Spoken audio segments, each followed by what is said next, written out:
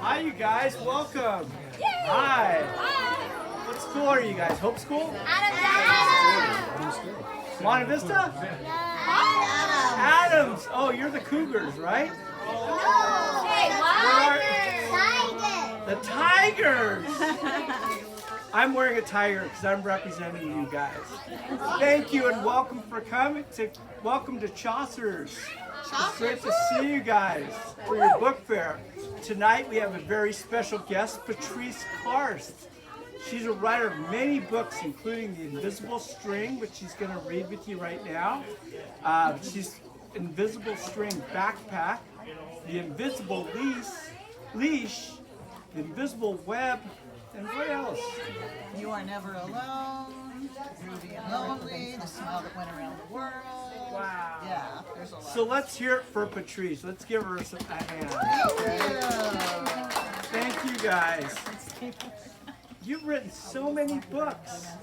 How did you get your start as a kid's author? So how I got my start as a kid's author is that when my son was in kindergarten, he was a little guy. He's a big guy now. He's 32. When he was a little guy, he would get really sad when I would bring him to school in the morning because I had to go to work because I was a working mom, and he would cry. Oh. And then I would cry, and we were both so sad. And so one day, I just told him about the invisible string, which I'm going to read to you guys in a minute, and that we were connected all day long by a string made of love.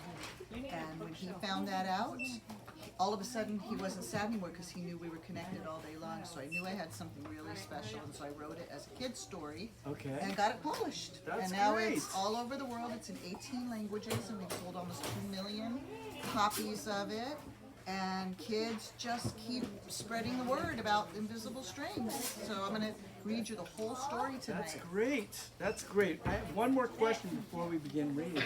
What were some of your favorite books as a kid? Oh, I like fairy tales. You guys like fairy tales? Yeah. I love Whole Wimpy. Oh, that's a good one that's too. a popular one. Yeah, I like fairy tales, and I like science fiction. Harry Potter. Magic stories. I like stories that take you to magical lands. Those are my favorites. All right, so Patrice is going to read, and then after you can ask her any questions about books and writing, The Invisible String, anything, okay?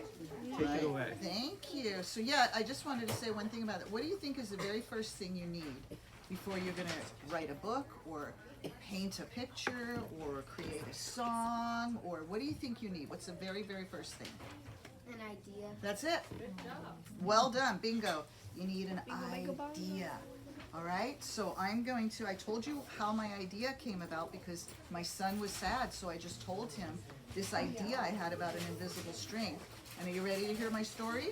All right. I put my glasses on, and now you're going to learn all about the invisible string. And the Invisible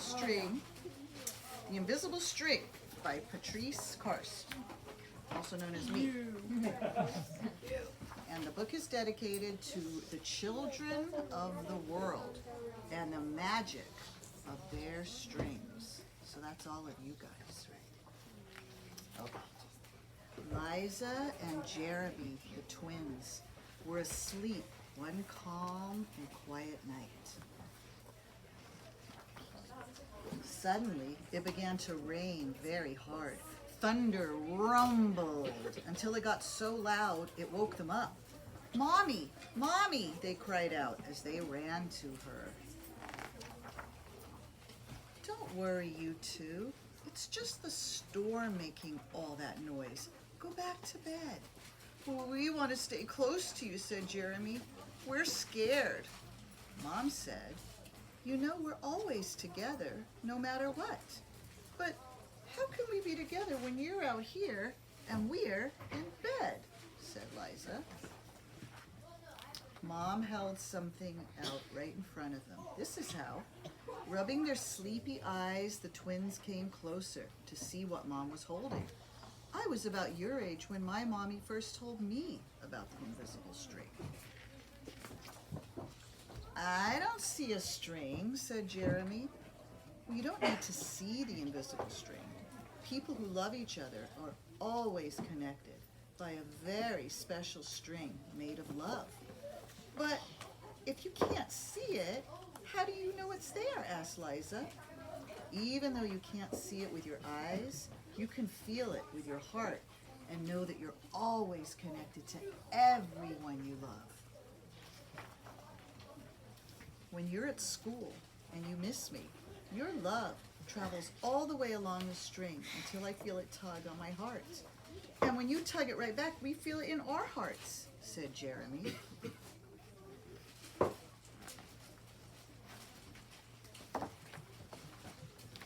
Does Jasper the cat have an invisible string, Liza asked. She sure does, said Mom. And best friends like me and Lucy? Asked Liza.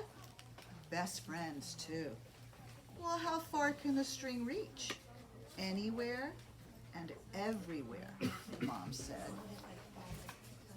Would it reach me even if I were a submarine captain deep in the ocean? Yes, Mom said.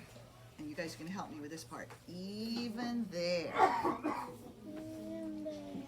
Even there. Or a mountain climber? Even there. A dancer in France? Even there. A jungle explorer?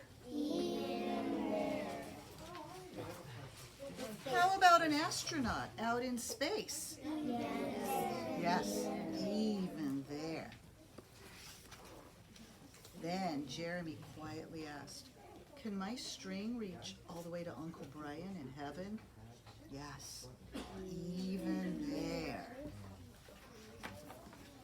Does the string go away when you're mad at us?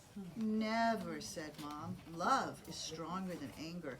And as long as love is in your heart, the string will always be there. Mom's not looking too happy, though, because they've kind of made a mess. But the love is still there. Even when you get older and can't agree about things like what movie to see, or what game to play in the back seat, or what time to go to bed. Oh, that's right, you two should be in bed. And with that, they all laughed as Mom chased the twins back to their beds. Within a few minutes, they were asleep, even though the storm was still making the same loud noises outside.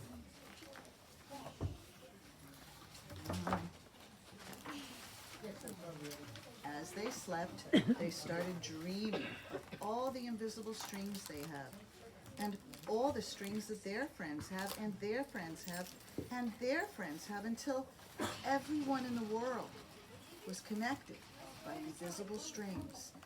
And from deep inside, they now could clearly see no one is ever alone. And that's the end of my story.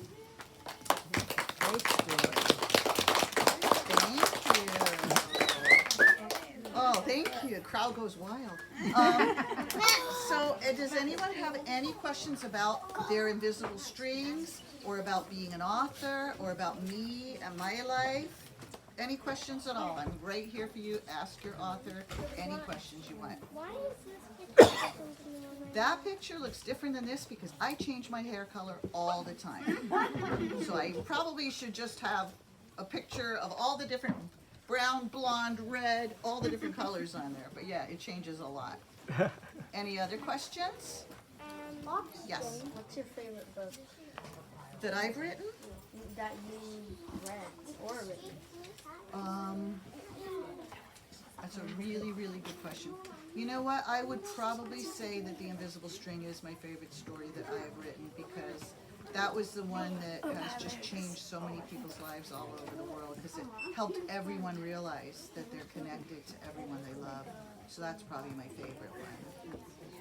Yes? What does your son think about after you read the book and you wrote the book? My son is, we talk about this a lot. He's so blown away by what's happened with the book. And in fact, I'll tell you a quick story, is that one night he came over to my house. He lives in Ventura. We both live in Ventura. He lives a few blocks away. And he came over to my house one night, and I was having a really sad night. I was having just a hard time. And I saw him grab the book and write something in it. And then he said, Mom, wait till I leave, and then I want you to read what I wrote. And he had taken the invisible string, and he wrote in it, and he said, Mom, all those years ago you wrote this book for me, but a string has two ends, and I'm always going to be at the other end of your invisible string, our invisible string, and never ever forget it. So it was like so full circle. So yeah, he's blown away, because I said, do you realize that our love has like gone all over the world? So yeah, he's pretty proud of his mama. Yes, sir. Do you like soccer? Do I like soccer? I'm not a very good soccer player, because you can't use your hands. I'm like, right? You're an excellent writer. I'm an excellent writer, not so much a soccer player. Thank you. We all have our talents, right? Writing was like soccer, not mine. Thank you. Any other questions? What's the first book you ever wrote? The very first book I ever wrote was actually, I started in the self-help world. I wrote spiritual self-help books, so I wrote a little book about God called God Made Easy, but about like how God is in everything and everywhere, and you know, like that. Yeah. Yeah. Any other questions? Well, I know you guys have questions. Oh no, not again. well, Any more Patrice, questions, We need to Michael? find her. I'm fine because you got another reading to read the Invisible String Backpack at 7:15. So look forward to that. Well, Thank you. guys for being such a good audience. Everybody, play. Yay!